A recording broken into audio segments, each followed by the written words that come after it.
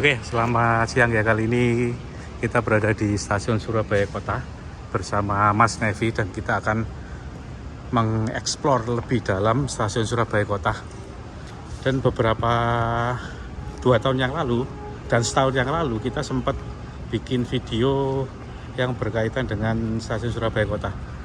Gimana Mas Nevi? Ya ini udah kalau masuk ini udah kali kedua ya Mas ya? Iya, kedua. Kedua kalau kemarin kan yang terakhir video terakhir kan yang depan sini aja nih Mas. Iya. Ya kan. Jadi ya begini nih, ini kita lihat sini udah ada jalur satu sekarang udah dimatiin. Jalur satunya geser ke sana keluar. Aslinya kan sini kan ada jalur utama ya Mas, jalur satu sini kan buat kereta api dulu berhenti kan. Terus dilihat dari peta ya Mas ya, jalur satu ini sebenarnya tuh nyambung dengan jalur tramnya OJS kalau dari peta ya. Dari sini ke arah barat itu nanti dia menyerong ke arah jalan Waspada. Oh iya, sorry.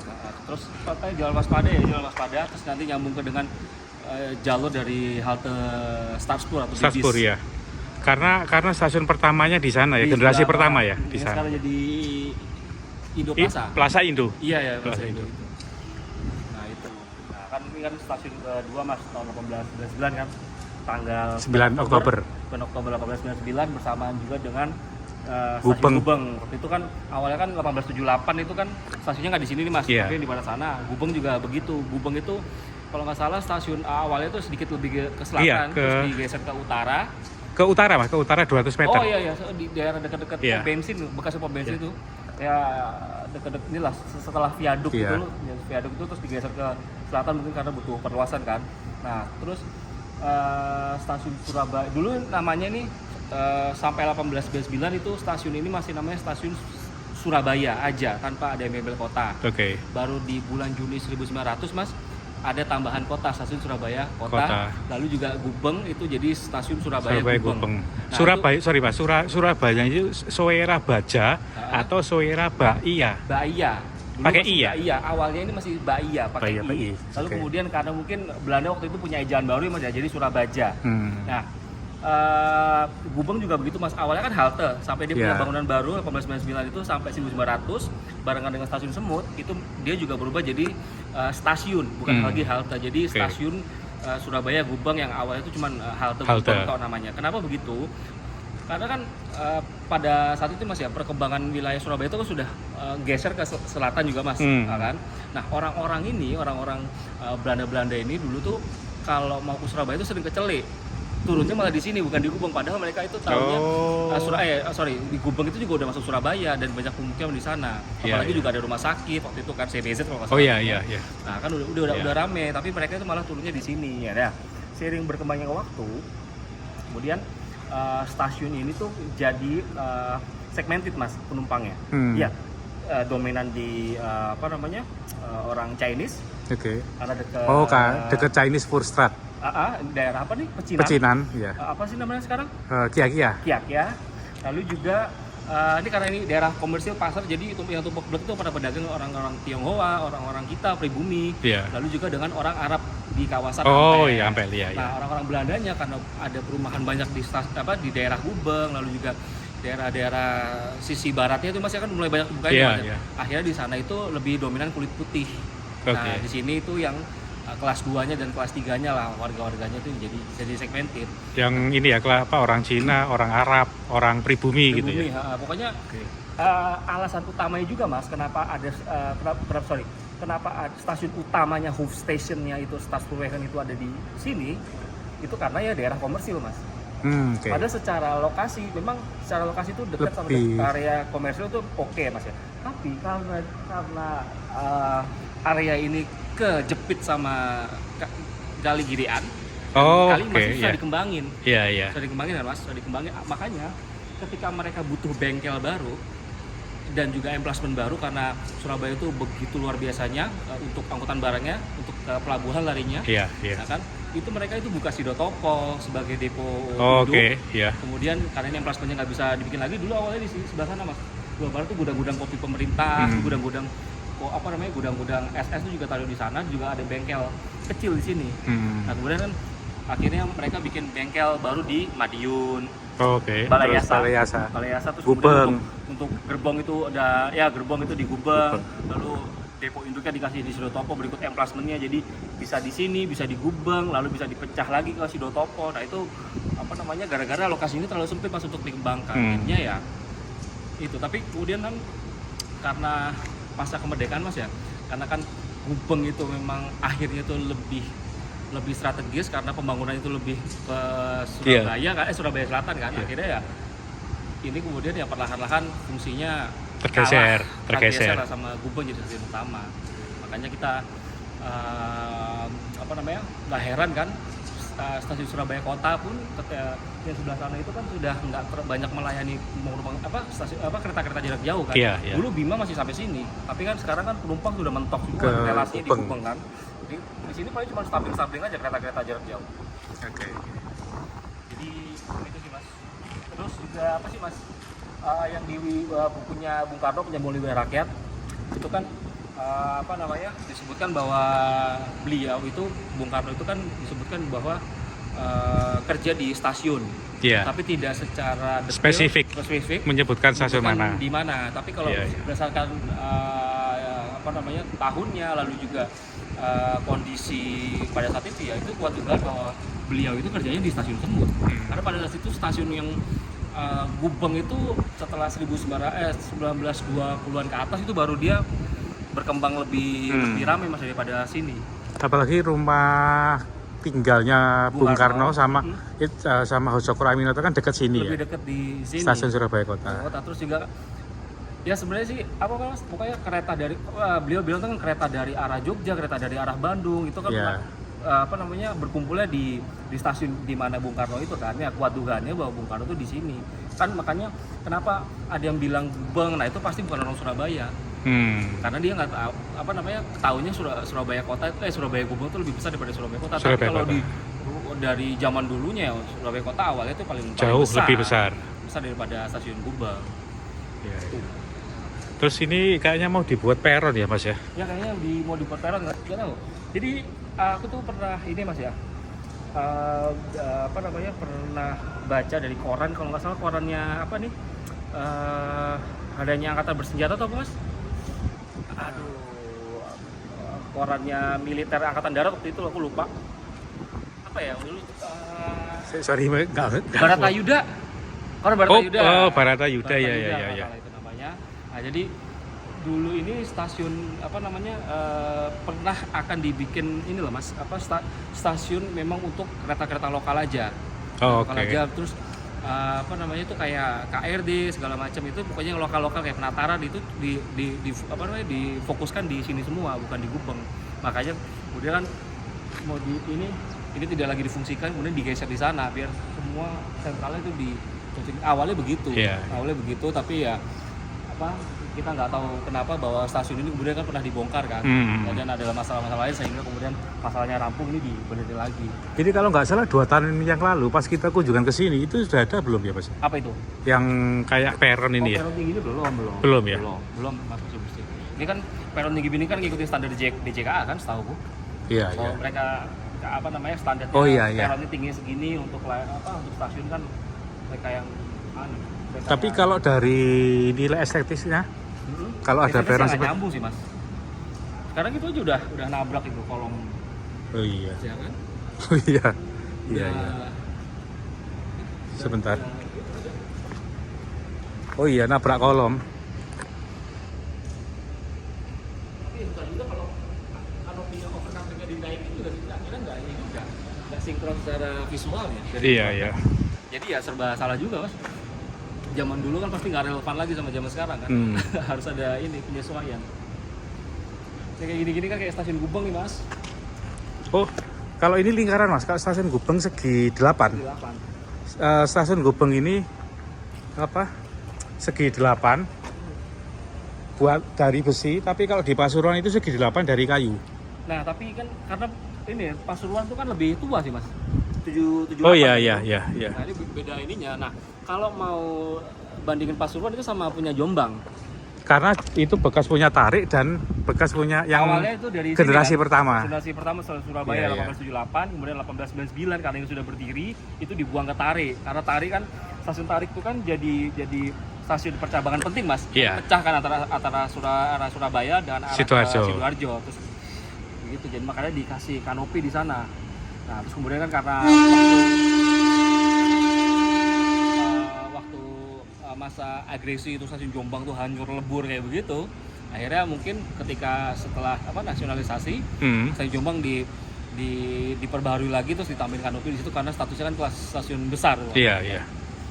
Berarti kalau membandingkan ini sama stasiun yang di Jombang ya Mas ya? Enggak, Jombang sama Pasuruan. Jombang sama, Jombang sama Pasuruan. Tapi kayaknya kalau kolom gini tuh Madiun juga pakai kayaknya nih. Gini. Yang bentuk lingkaran? Lingkaran. Aku agak lupa sih, tapi emang agak unik.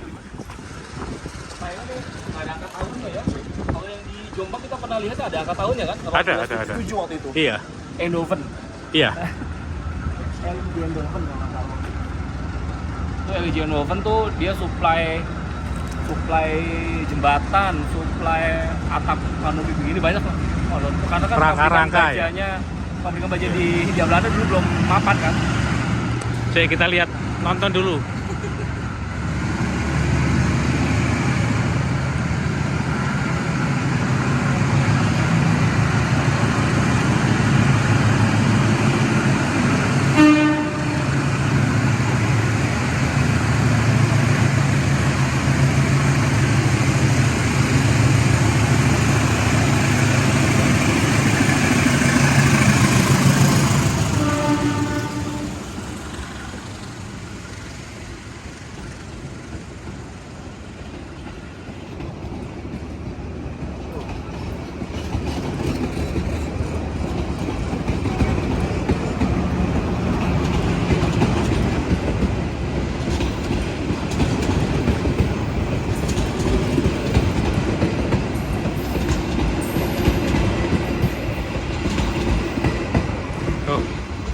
Sri Tanjung.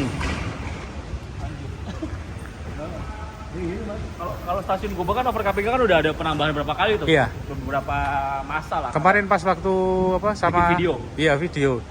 Beda-beda bentuknya. Beda-beda ya. Panjang-panjangnya beda-beda, kiri kanannya kalau salah kan itu bangunan sayap itu kan beda-beda kan, ada yang berasal dari 1905 kalau salah, ada yang 1928.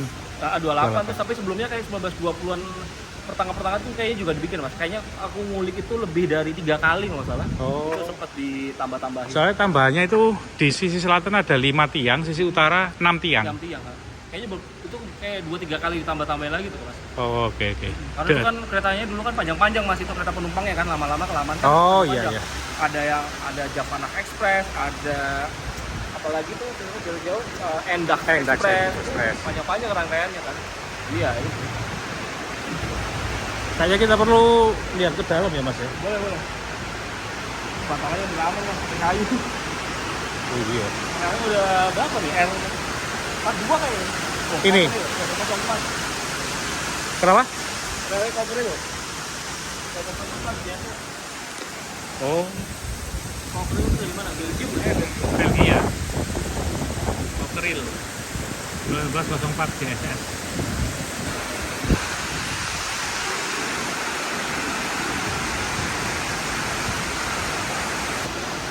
Kenapa mas? Ini pelaksananya baru semua. Ini yang gudang ya mas ya? Ini dulu gudang ya?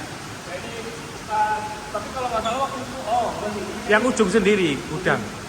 Gudang. Tapi kalau nggak salah kan ada ini kan ada bangunan ini bangunan gudang ya ini ya. Sama di sana tuh ada gudang ini kan. Ini ujung sendiri sih. Ujung barat ya? Timur. Oh ya timur, sampai di ujung barat sendiri tuh loh mas. Kan ada bangunan gudang tuh yang bisa dengan stasiun. Oh, kamar mandi. Kamar mandi tuh? Kamar mandi. Baru saya pas itu. Ini udah lama tuh mas, foto lama udah ada tuh kayaknya. Oh. Bukan baru ya?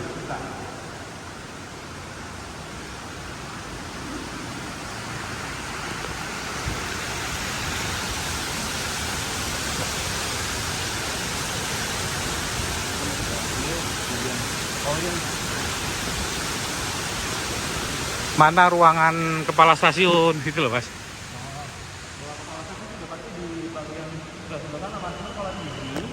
Dulu di zaman Belanda di foto lama itu ada tulisannya di sini tuh baggage, bagasi sama kalau nggak salah itu penumpang nih mas, kalau nggak salah ya. Sorry, ada tulisannya stasiun Surabaya. Iya. Di atas atas sini. Iya kan stasiun Surabaya ini. ST Surabaya, sebelah sana itu ada tulisannya bagasi, kartis dan bagasi. Oh, kalau di sana itu Stadspoorwagen, Mas.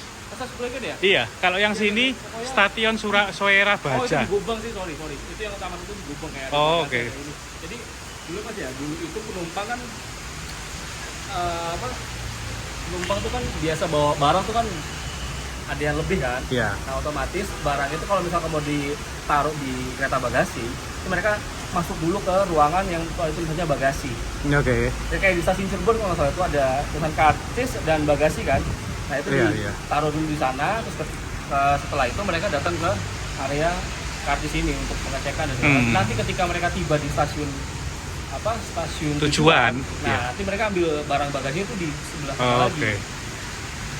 Terus berarti kalau stasiun-stasiun kecil bagasi sama penumpang jadi satu ya? Jadi satu. Dan nggak mungkin juga kereta jarak jauh Jakarta Surabaya itu berhenti di stasiun kecil kan? Oh, pasti stasiun-stasiun besar ya? Yang bawa barang-barang itu stasiun besar. Jadi kita bisa lihat ya mas, ini kan harusnya kan terbuka aja kayak gini ya, tapi ditutup kan? Oh iya. Ruangan tunggu sana kan? Ini dulu kayak ruang tunggu ya? Iya, pasti ruang tunggu. Khusus penumpang ini. Udah pasti khusus penumpang. Kayak di Gubeng kan dia besar sendiri dia. Iya. Ruang tunggu ini. Ya begini nih, stasiun utama SS. Ini apa namanya? Rangka-rangkanya masih asli ya pas ini ya? Kayu-kayu sih masih asli mas, kayu ini masih asli, cuma Kalau baru ini plafon ini. Plafonnya yang baru ya? Plafon terus pintu-pintu nih, dia baru. Ini bukan lama mas, yang ini? Ya ini lama, busen-busen lama, ini kayak pintu-pintu gitu kayaknya. Nah, ini baru ini. Kacanya harusnya kan kaca patri ya? Harusnya kaca, iya harusnya kaca patri. Nah ini kalau lampu ini nggak ada di sini. Kenapa? Lampu nggak ada. Nggak ada lah. Tambahan itu. Tambahan depan. Kalau lampu depannya sini kan dulu kan ada tuh mas lampu tiang kan, yang di Sidotopo kan dipindahin. Ada berapa? Kalau nggak salah ada 4 atau 2 jumlahnya. Ini pokoknya udah pasti buat area hidup mudiknya penumpang di sini. Layanan lah, area layanan dulu. Yang sini penumpang, yang sana barang. Ya, sebelah sana barang. Tapi ada pembedaan nggak penumpang kelas 1, kelas 2, kelas 3? Udah pasti mas. Ada pasti. Kayak di Probolinggo itu kan stasiunnya kan. Mas tahu, mas aku tahu pintu keluarnya itu yang sebelah timur ya? Itu dulu ruang tunggu kelas 3. Oh. Buat pribumi. Tapi sekarang berubah total. Berubah jadi pintu keluar kan, dan ada kayak ada kantor layanan di situ, KAI di situ. Terus kelas 1 dan 2-nya itu di area induk, bangunan induk. Tapi dipisah juga sama. Pasti kalau kelas 1 dulu ada ini mas area makan itu makan. Iya, kalau kadang baca-baca di koran-koran itu memang ada, kalau kelas 1 itu ada fasilitas untuk makan, minum sebelum berangkat ya. Iya. Makannya tuh bukan makan berat ya, kayak makan snack, ringan, snack ya. Gitu aja. Ya kayak kita zaman-zaman sekarang lah mas, kalau kita itu kan ada ruang tunggunya. Tapi mungkin argo-argo zaman tahun 2000-an tuh masih sempat ada ruang tunggunya sendiri kan itu. Iya. Tapi sekarang kayaknya tetap ada mas. Yang ada itu cuman kelas kayak panoramik, sleeper. Tapi ya kayaknya itu kompartemen ya. Itu relevan nih perbandingan sama yang itu ya. Iya. Eksekutif ya jadi satu. Jadi satu. Kalau nggak salah argo anggrek kayaknya beda sendiri. Beda sendiri. Jadi ada suguhannya di situ kan. Iya. Dan dapat layanan makan gratis argo anggrek. Sama di Jawa Timur SS sekarang juga. Tapi mas ya, walaupun ground zero-nya di Surabaya, tapi dulu waktu masa pembangunan kantornya itu malah di Malang. Kayaknya perlu kita telusuri di mana. Tapi pokoknya clue-nya adalah di alun-alun. Aku nggak tahu ya mas, alun-alunnya itu di kota lama atau kota yang baru alun-alunnya. Oke. Ya kan, karena kan tahun 1878 udah pasti kan belum jadi Gemeente itu. Kota Malang. Masih masuk Karesidenan Pasuruan. Pokoknya dulu David Marskal itu kan kepala proyeknya itu mas, itu kantornya di sana. Di Malang. Di Malang. Terus dari Malang mereka kan menggarap di Bogor tuh ke Bandung kan, pindah ke Bogor. Kalau salah di loji apa yang kemudian itu jadi gereja atau tempat jadi lupa kumpulan gitu. Sorry Mas, kalau boleh disimpulkan ya, kemarin kan juga sempat ke Bogor, ternyata jalur Surabaya kan selama ini nggak ada statement ya, jalur Surabaya Kota menuju ke Pasuruan itu jalur tertua SS ya? Tertua SS. Baru 1880-an itu di dia Bogor ke Bandung. Bogor, Bandung.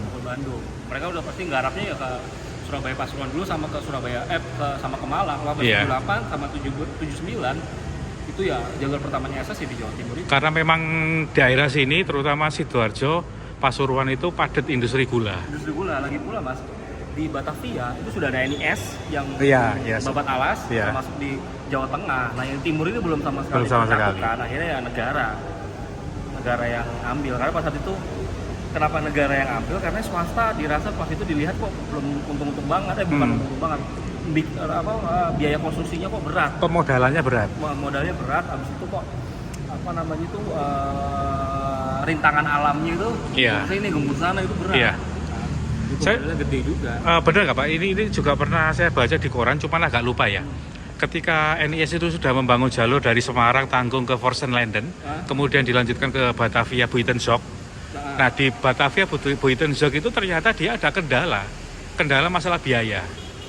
Ya udah pasti tuh. Itu biaya terkendala biaya sehingga di pembangunannya agak tersendat dan lama. Iya.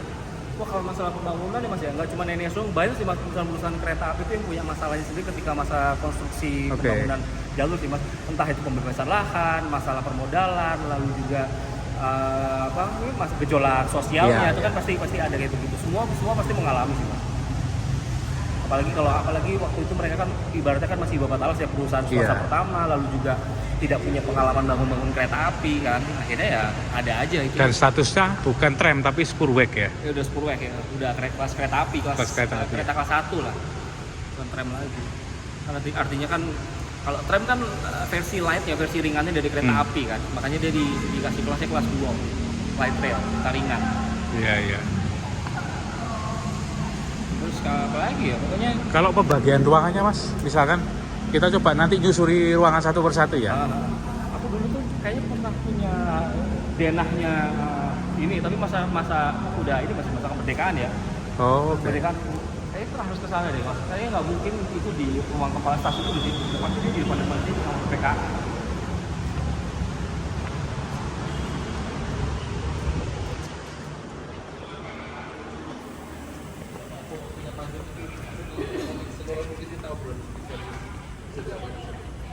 Ini yang tadi ya? Ini? Dibuka kok masih? Dibuka semua? Oh enggak ya, tutup ya? Oh ini ada kuncinya? Oh apa dibuka? Ini lantainya asli ya? Enggak, kayaknya udah. Ini?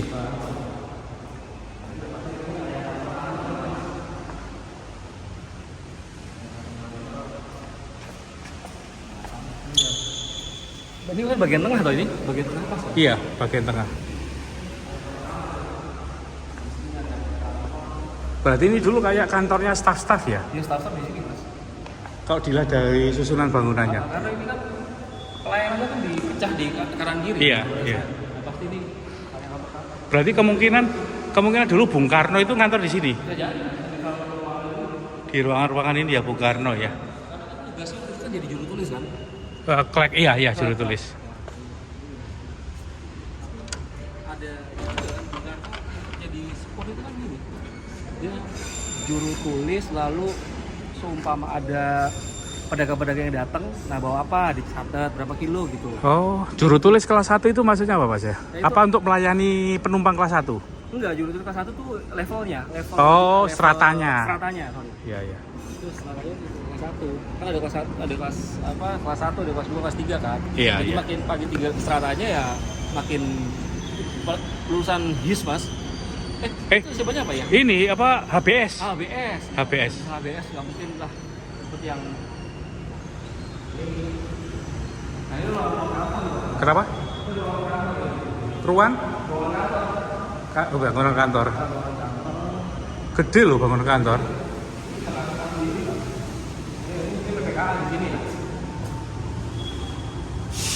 Ini dulu kemungkinan PPKA.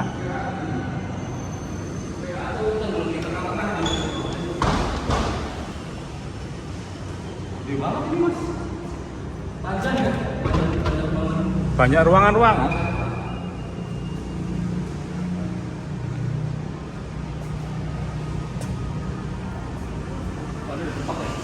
Dan ini area kantor difokuskan di tengah ya, Pak. Oh, memang ini dulu area perkantoran ya. Ya, yang ada tulisannya ANO 1899 ya. Iya, di atas ini kan. Di atas ini. Sih, untuk Ada jamnya nggak usah. oh iya. Jadi ruangan-ruangan kantor itu yang tidak kita lihat di bagian dalam itu tepat di tulisannya ANO 1899 atau ada di atas ada jamnya.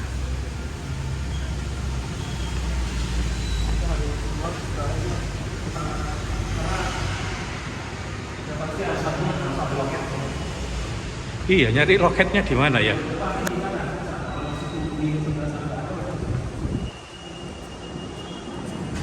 Agak menggema suaranya.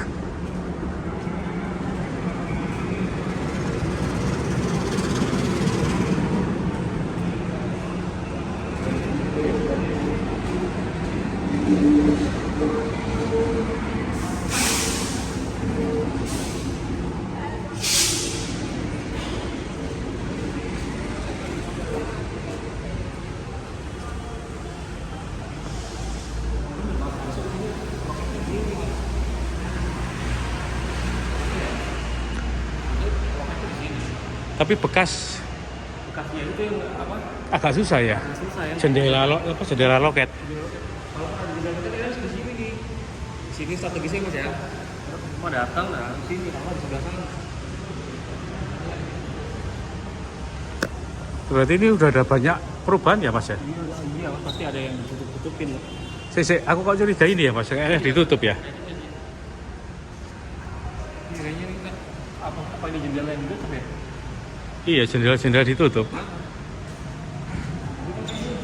tanpa pintu nih, nggak luas ya ini. Iya.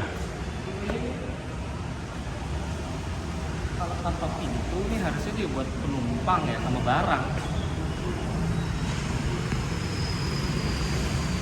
Iya nih.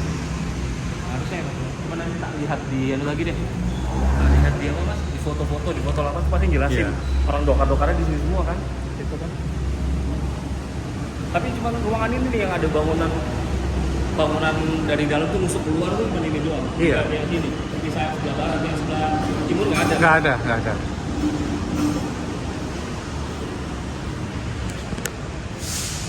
Itu ruangan apa Mas? Nah, ini nggak ada. Tapi kayaknya dipakai. Oh iya, masih dipakai.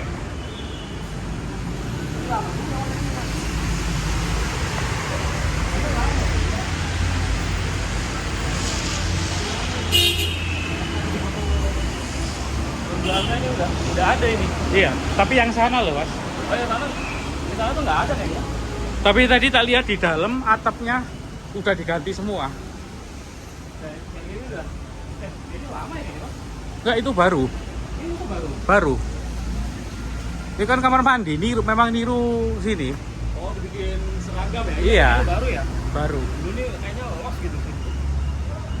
Ini kayaknya baru dibikin seragam aja tuh, makanya ada beberapa gini. Dibuat sama.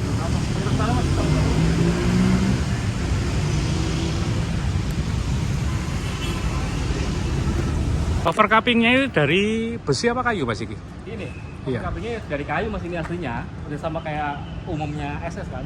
Ini dari kayu, cuman kuda-kudanya, kolomnya semua rangkanya konstruksinya dari besi. Ini sekarang kayu ya? Ini sekarang kayu. Apa udah ditukar? Ini kayu nih, tapi dicek kan. Makanya agak Oh, kelihatan oke. rontok-rontoknya itu. Udah rontok Mas yang asli Mas. Kan kelihatan kan tebelnya, Iya. modelnya itu udah. Kalau dulu waktu dibongkar tuh yang kelihatan cuman ini kan dinding ini, tembok-tembok ini sama kerangkanya ini semua. Nah, ini udah gundul. Yang tahun 2003. 2003. Pokoknya sampai aku kesini 2010, 2011 tuh masih mangkrak kok itu mas. Ini stasiunnya. Mangkrak itu. Nggak tahu ya, mungkin lagi udah dikerjain tapi kayaknya aku lihat atapnya udah gundul gitu. Karena aku ke pindah Surabaya kan 2010, 2011 lah itu ya udah gundul gitu. Ini yang nganga semuanya.